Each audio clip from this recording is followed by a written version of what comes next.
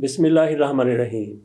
निगरान वज़ीर आज़म के तकर्रर के लिए इत्तफ़ाक़ राय का ड्रामा शुरू हो गया। ड्रामे के किरदार हैं कल तक के वज़ीर आज़म शहबाज शरीफ और दूसरे राजा रियाज़। आज पहली नशिस्त हुई है। जब इनको पता था कि 9 अगस्त को असम्बलियाँ ख़त्म हो जाएंगी तो निगरान वज़ीर आज़म का पहले इंतखाब हो जाना चाहिए था, इत्तफ़ाक़ राय हो जाना चाहिए था।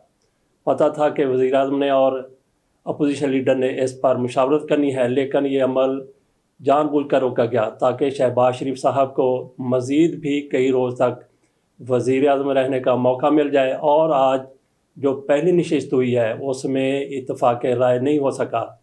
राजा रियाज़ की तरफ से कहा गया कि 3 नाम मैंने पेश किए, 3 नाम शहबाज शरीफ ने सामने रखे। हमारी मुलाकात बड़े खुशगवार माहौल में हुई। तो पहली नशिस्त में हमने बड़ी अच्छी गुफ्तगू की। कल दूसरी नशिस्त होगी, परसों तीसरी नशिस्त होगी और 3 नशिस्तों में हम किसी एक वज़ीर आज़म पर इत्तफ़ाक़ राय करने में कामयाब हो जाएंगे। ये राजा रियाज़ की तरफ से कहा गया। हालांकि ये 1 मिनट का काम है जिसके लिए इनको 3 रोज़ की ज़रूरत है।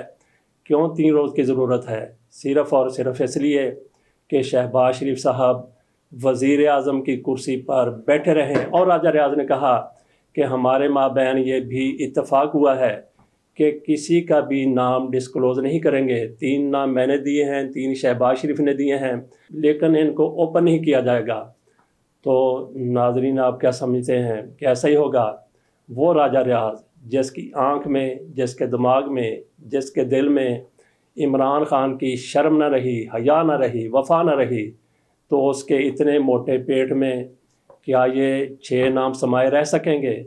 आज शाम को आप देख लेना, ज़राए के हवाले से 6 के 6 नाम सामने आ जाएंगे। जब राजा रियाज़ अपने घर जाएंगे या अपने दोस्तों में बैठेंगे तो फटाफट ये नाम सारे के सारे डिस्क्लोज़ कर देंगे। उधर जस्टिस अमर फ़ारूक साहब की तरफ से भी अपना काम दिखा दिया गया। वो क्या चाहते थे? अगर वो चाहते तो इमरान ख़ान की 1-2 रोज़ में ज़मानत हो सकती थी, इमरान ख़ान को कानून के मुताबिक रिहाई मिल सकती थी, लेकिन उन्होंने जानबूझकर इस मामले को 4-5 दिन तक लटका दिया। इस दौरान फिर क्या होना था? एक तो इमरान ख़ान को इतने रोज़ के लिए जेल में रखा जाए और इनको बताया जाए कि एक जज की भी पावर होती है और उस जज की तो ज़्यादा ही पावर होती है जिस पर आप अदम एतमाद का इजहार करते हैं। ऐसे हुआ क्या? एक तो इमरान ख़ान अभी भी जेल में मौजूद हैं, मज़ीद 5-6 दिन भी रहेंगे, और इसके साथ साथ इमरान ख़ान की ज़मानत के हवाले से जितने भी केसेस सामने आएंगे तो अदालतें मजबूर होंगी कि इन केसेस में इमरान ख़ान को ज़मानत ना दी जाए। और ऐसा ही हुआ। नैब कोर्ट की तरफ से इमरान ख़ान की ज़मानत की दरख्वास्त खारिज कर दी गई और उसके जज साहब जिन्होंने मियां नवाज शरीफ को कैद की सज़ा सुनाई थी, मोहम्मद बशीर, वह अपनी अदालत में बैठकर जुगते भी मार रहे थे।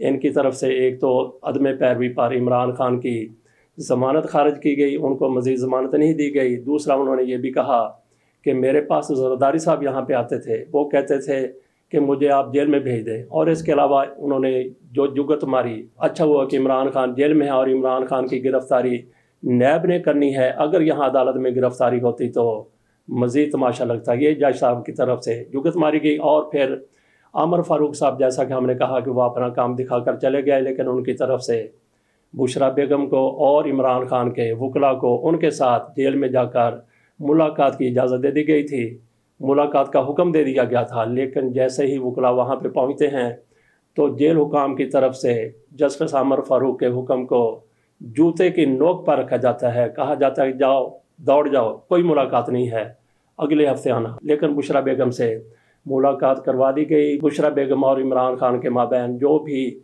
बात हुई, जो भी पैगाम बाहर भेजा गया, वो बड़ा ज़बरदस्त पैगाम है और ख़ुसूसी तौर पर ताकतवरों के लिए तो इंतहाई अहमियत का हमल वो पैगाम है। ताकतवर कौन है? शहबाज शरीफ हैं, क्योंकि अभी तक ये इक़्तिदार से चिमटे हुए बैठे हैं। वज़ीर आज़म बनकर वज़ीर आज़म हाउस में अपना इक़्तिदार इंजॉय कर रहे हैं, मुलाकातें कर रहे हैं, ऐसे मुलाकातों से मुलाकात, फ़लाँ तकरीब, सारे के सारे अखराजात सरकारी तौर पर किए जा रहे हैं। बात हम कर रहे थे इमरान ख़ान और बुशरा बेगम मुलाकात की। इमरान ख़ान ने वहाँ से क्या मैसेज दिया है? एक तो बुशरा बेगम की तरफ से यह कहा गया इमरान ख़ान बिल्कुल खैरियत से हैं, تو یہ پیغام ہے ان طاقتور لوگوں کو، جس طرح یہ چاہتے تھے عمران خان ٹوٹ جائیں گے، دب جائیں گے، جھک جائیں گے، ایسا ان کی طرف سے نہیں ہوا۔ اور پھر ان کی طرف سے یہ بھی تصدیق کر دی گئی کہ جیل میں جو عمران خان کے ساتھ پہلے سختی ہو رہی تھی، جس طرح سے ان کو سی کلاس میں رکھا جا رہا تھا، صورتحال وہی ہے، اس میں کسی قسم کی کوئی بہتری نہیں آئی، جبکہ جیل حکام کی طرف سے ایک بار پھر یہ کہا گیا کہ عمران خان کو میٹرس دیا گیا ہے، عمران خان کو پنکھا دیا گیا ہے، عمران خان کو اچھا کھانا دیا جا رہا ہے، عمران خان کو ڈاکٹر کی سہولت حاصل ہے۔